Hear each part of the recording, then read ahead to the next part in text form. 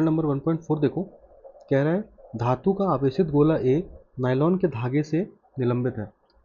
विद्युत रोधी हत्थी द्वारा किसी अन्य धातु के आवेशित गोले बी को ए के इतने निकट लाया जाता है कि चित्र 1.4 ए में दर्शाए अनुसार इनके केंद्रों के बीच की दूरी 10 सेंटीमीटर है। मतलब एक गोला है ना, एक ए नाम का गोला है और दूसरा गोला है बी। ए भी आवेशित है और बी भी आवेशित है। ठीक, अब हमने ए और बी को जो इतने पास रखा है जिससे कि उनके बीच की दूरी कितनी है, 10 सेंटीमीटर है। अब क्वेश्चन में आगे कह रहा है कि ए तथा बी गोले को चित्र 1.4 बी में दर्शाए अनुसार क्रमशः अनावेशित गोलों सी तथा डी से स्पर्श कराया जाता है। अब अलग से हम दूसरा गोला लेकर आए सी और यहाँ पर दूसरा गोला है डी। अब जब हम ये अनावेशित गोले ए और बी से स्पर्श करवा रहे हैं, है ना, तो कुछ ना कुछ आवेश यहाँ से और कुछ ना कुछ आवेश बी से डी में ट्रांसफर हो जाएगा। ठीक, इसके बाद वो कह रहा है कि तत्पश्चात चित्र 1.4 सी में दर्शाए अनुसार सी तथा डी को हटाकर बी को ए के इतने निकट लाया जाता है कि इनके केंद्रों के बीच की दूरी 5 सेंटीमीटर हो जाती है। अब हमने क्या किया, सी और डी को टच करवाने के बाद इनको हटा दिया, और जब हमने इसको हटाया और हटाने के बाद बी गोले को हम और समीप लेकर आए। कितने समीप लेकर आए, ताकि उनके बीच की जो दूरी है वो कितनी हो, 5 सेंटीमीटर हो। इसके बाद वो पूछ रहा है कूलाम नियम के अनुसार ए का कितना अपेक्षित प्रतिकर्षण है। गोले ए तथा सी एवं गोले बी तथा डी के साइज सर्वसम है। ये इंपॉर्टेंट है। ये जो उन्होंने नोट दे के रखा हुआ है कि ए और बी गोले का जो साइज है वो समान है।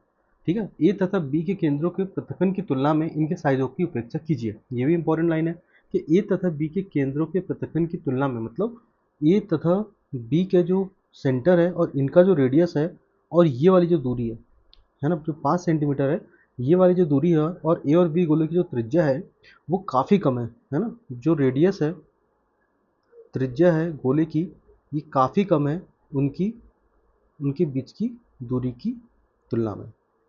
इससे क्या होगा, जब ये वाली कंडीशन होती है इसका मतलब हम इन गोले को एक बिंदु आवेश, एक पॉइंट ऑब्जेक्ट की तरह ट्रीट कर सकता है। ठीक, तो क्वेश्चन मैं आपको एक बार फिर से समझा दूं। क्वेश्चन क्या कह रहा है, एक यहाँ पर ए गोला है, हमने क्या किया पहले केस में, बी वाले गोले को ए और ए के पास रखा, और कितना पास रखा, ताकि उनकी बीच की दूरी हो 10 सेंटीमीटर। फिर दूसरा गोला हम लेकर आए सी, उसको हमने ए से टच करवाया। हम एक दूसरा गोला लेकर आए, चौथा गोला, और उसको हमने बी के साथ टच करवाया। ठीक, और इम्पॉर्टेंट बात, सी और डी गोले का जो साइज है वो ए और बी के समान है। इसके बाद हमने क्या किया, इसको टच करवाने के बाद हमारे पास जो बी गोला है, इस बी गोला को कितना लेकर गए, ताकि उनकी बीच की जो दूरी है वो आधी हो जाए। पहले 10 सेंटीमीटर थी, अब 5 सेंटीमीटर है।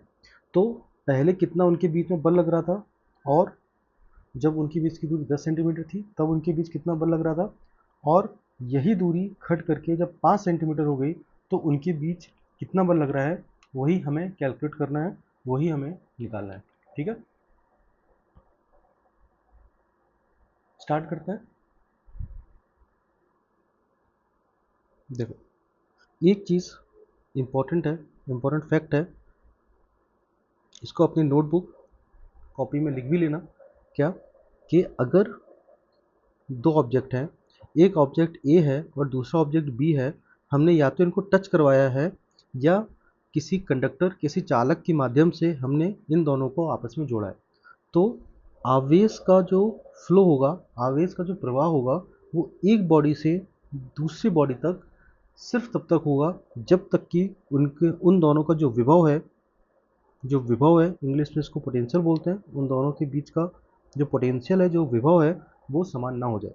जिस पॉइंट पर वी ए बराबर वी बी हो जाएगा, दोनों ऑब्जेक्ट्स, दोनों बॉडीज़ का जो विभव है वो समान हो जाएगा, उस केस में जो आवेश का फ्लो है वो होना बंद हो जाएगा। ठीक है, ये चीज़ विभव हम अगला जो हमारा नेक्स्ट चैप्टर है इलेक्ट्रोस्टैटिक पोटेंशियल एंड कैपेसिटेंस, उस वाले चैप्टर में हम विभव को डिटेल से पढ़ेंगे।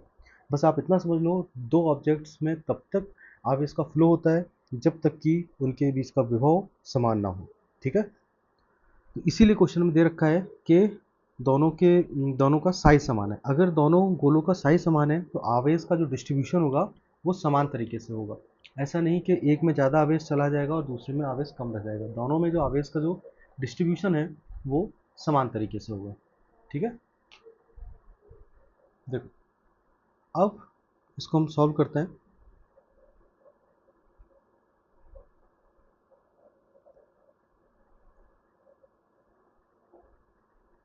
हम पहला केस लेते हैं जब r कितना था 10 सेंटीमीटर। एक ये गोला है